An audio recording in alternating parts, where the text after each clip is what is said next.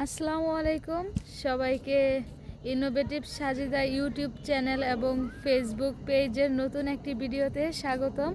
আমি মোসাম্মদ সাজিদা, শিক্ষার্থী, চট্টগ্রাম বিশ্ববিদ্যালয়। আজকে কিন্তু চট্টগ্রাম বিশ্ববিদ্যালয়ের 2025-26 শিক্ষাবর্ষের শিক্ষার্থীদের বি ইউনিটের রেজাল্ট প্রকাশিত হয়েছে।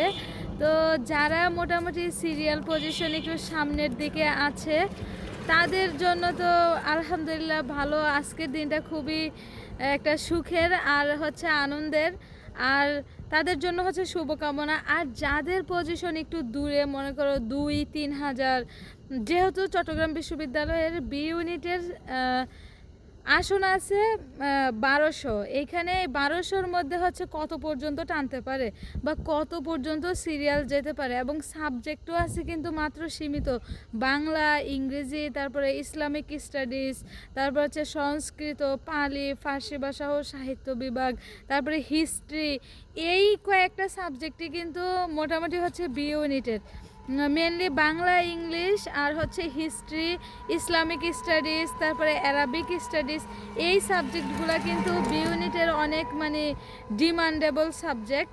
তো এইখানে ইংরেজি সাবজেক্টের জন্য বি ইউনিটে কিন্তু কোটার উপরে কোটা। ইংরেজি সাবজেক্টের জন্য অনেকগুলো রিকোয়ারমেন্ট আছে, হিস্ট্রি সাবজেক্টের জন্য অনেকগুলো রিকোয়ারমেন্ট, বাংলার জন্য রিকোয়ারমেন্ট। তো এই সব কিছু মিলে যাদের পজিশন ভালো তাদের তো রিকোয়ারমেন্ট প্লাস রিকোয়ারমেন্ট ফুলফিল করে কিন্তু তারা আলহামদুলিল্লাহ একটা সাবজেক্ট পেয়ে যাবে। কিন্তু যাদের পজিশন একটু দূরের দিকে তারা কিন্তু অনেক বেশি চিন্তিত। এখানে একটা যেহেতু আমি কোটার কথা বলছি সেহেতু বলি, যেমন ইসলামিক স্টাডিজ, তারপরে অ্যারাবিক স্টাডিজ, পালি, সংস্কৃত, এখানে কিন্তু একটা ধর্মীয় কোটা। যেমন পালি ডিপার্টমেন্টে যারা বৌদ্ধ ধর্মের শিক্ষার্থী আছে তাদেরকে আগে ইম্পর্টেন্সি দেওয়া হয়, তারপরে মুসলিম যারা আছে তাদেরকে নেওয়া হয়।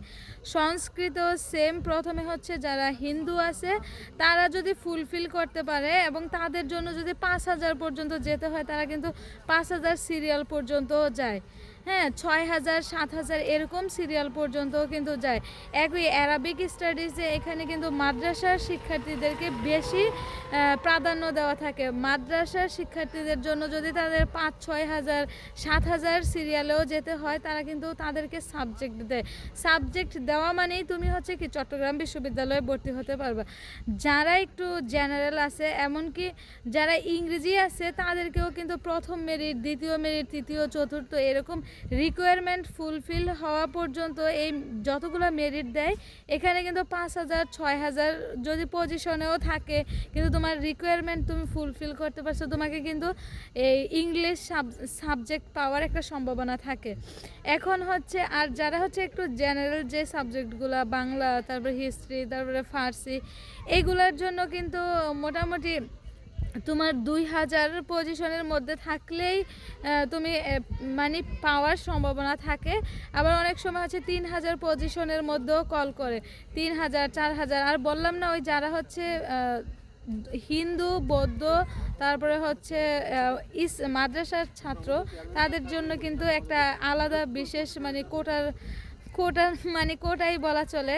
আসলে মাত্র রেজাল্ট দিছে, সাবজেক্ট চয়েস যখন দিবা তখন বুঝতে পারবা যে বিষয়টা কেমন। ঠিক আছে, আজকের মতো এই পর্যন্তই। ভালো থাকবে, সুস্থ থাকবে, দেখা হবে পরবর্তী কোনো ভিডিওতে।